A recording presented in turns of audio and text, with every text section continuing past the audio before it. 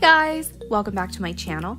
In today's video, I'd like to share with you this watercolor painting I created of a beautiful sunny window balcony and sharing some great watercolor tips along the way.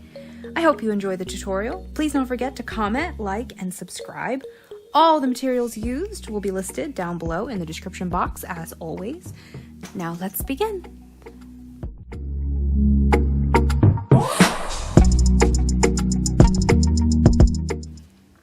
Alright, so using masking fluid, I masked off any areas that I wanted to stay white. And I'm starting off with a very large brush and I'm dropping in the local colors I see represented in that wall. I really wanted to capture that very textured, sort of old, worn look to the wall. I think that's very pretty. So to do this, I'm adding quite a bit of Potter's Pink into my yellow. Potter's Pink is a low tinting strength, heavily granulating earth pigment, and I'm recently obsessed with it by Winsor and Newton. And to add even more to that textured effect, I'm dropping in some Kosher Salt. I want a really wet and wild wash here, and I'm making a deckled edge or an intentionally uneven edge to this piece because I think that can be a very especially lovely effect. I'm also crumpling up a paper towel and I'm going in to lift some random color for more texture and even more contrast. And then for overkill on that texture, I went in with a sea sponge and started sponging on even more texture. So I'm pulling in every tool in my toolbox that I know to get texture because I really want to show that. And at no point did I have to worry about the whites in my focal image since I had already masked them off. So I could get some very nice, clean, sharp edges where I wanted them. One of the things that makes your watercolor painting look more amateur is rough edges and that kind of ghosting effect around the border of your focal images. This is usually the result of poor planning and the paint drying uneven as you're going in to do your background, trying to get around your image in tiny little spaces, and often beginners have trouble controlling water and paint flow. So they'll flood a lot of water around that area and it pushes the pigment, toward the image in such a way that you get these kind of hard edges or ghosting or bordered edges around the image because you didn't mask them off first. So using masking fluid ahead of time really is a good way to ensure that you get nice clean edges. You don't have to go back and try scrubbing and lifting and damaging the paper to bring those areas back. And that way you can get a nice even application.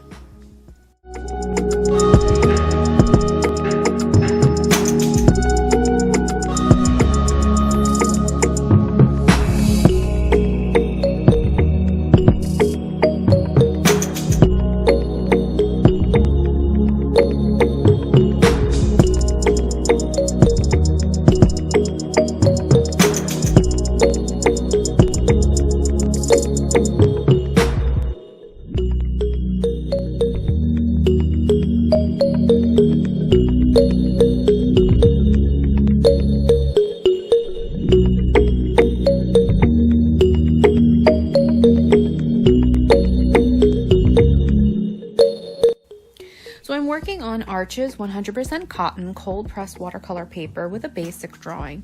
And one thing I wanted to mention, a little tip for you is, if you're having trouble with your lines getting a little wonky, go ahead and use a ruler to get your straight lines. I didn't, and I wish I had. I really truly wish I did.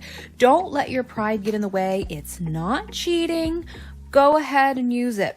There's no straight lines in nature, as I always say, but there are absolutely straight lines in architecture, I'm afraid. So go ahead and use that ruler. There's a couple of elements in my reference photo that I chose to remove with my mind's eye. I'm using my artistic license to improve the overall composition. There was some sort of large box on the top of that window and it cast a very large shadow that I didn't like. Also, large hangers for wires, I think, were all over the side of that building. And I didn't include any of that in the painting because it didn't add anything, but rather distracted from the overall beauty. You don't have to add every single detail, but the ones you do choose to add should be accurate. But if something isn't adding to the composition, if it's not adding to your painting, then change it, remove it, or add something that you think will make your painting more pleasing. We aren't photo printers, we are artists, and we're not shackled to that reference photo. So I would encourage you to make that painting your own. You know, when you see a reference photo and you want to paint it, add something to it or alter it in a way that makes it 100% your own and expresses how you feel about it.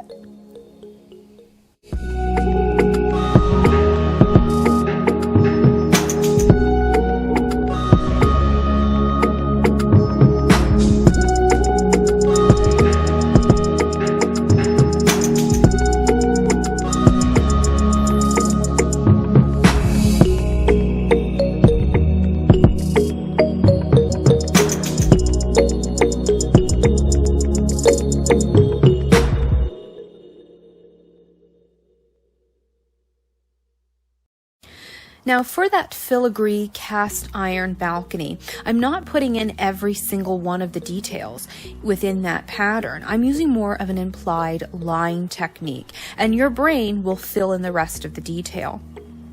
I've used my favorite black ink for this, the Bombay India ink in the matte black star version. I love it for line and wash, pen and ink watercolors, which is what this painting categorizes as. Bear in mind, I'm not trying to teach you how to copy this painting, my painting. It's more about learning techniques so that you can go create your own paintings. That is truly my goal.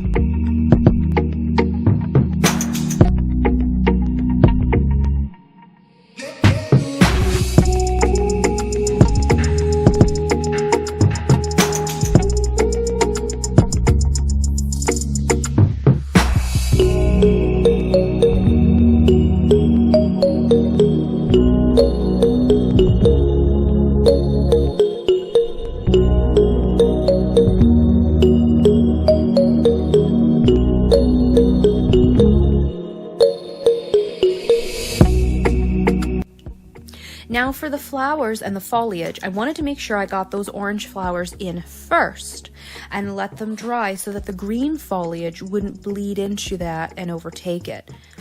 That orange is a combination of the yellow that I used in the background and some of the reds that I used in the foreground on that window box. So it's going to be very harmonious. And of course I want those flowers to really pop and stand out. So I want to make sure I let them dry first and then come back in with my green foliage.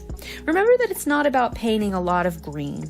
Make sure you get variation in there with your greens so they aren't all flat local color, and ensure you get your values correct. You know, warmer, more yellow greens where the sun would be hitting, and cooler, darker, more blue kind of shadowed greens in shadow. You can even try adding a little violet in there and even some red. I even added in some red and oranges into that foliage, and then I came in with a toothpick while the paint was still wet to scry some lines in for vines and stems.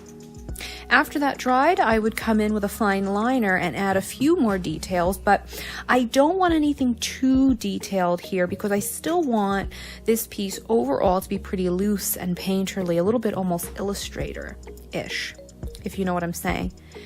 But I just love the way this watercolor painting came out so much. It's now one of my favorite things I've ever painted, you guys, and I never expected it when I set out to paint this. It just looks so warm and sunny and happy and cheery. It's very reminiscent of a beautiful warm day in spring or maybe early summer, and I just love the feeling that all of it evokes. And I had so much fun playing with the different textures, from the brick around the window, the reflections in the glass, the texture of the wall, and even some rust and kind of dirt on the lower part of the balcony, that whatever they call that little ledge there underneath the balcony. So I really had a lot of fun playing with textures with this one.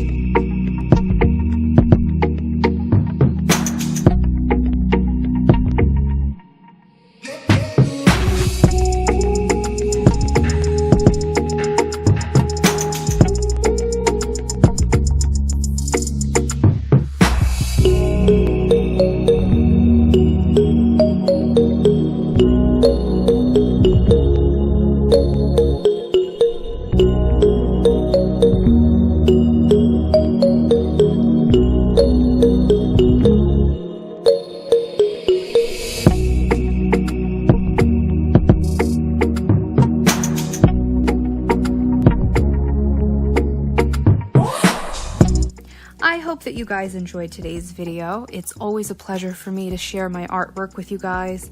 I hope that you got value from the video, and don't forget to give me a thumbs up on your way out and subscribe for more videos. And as always, have a great day. Bye.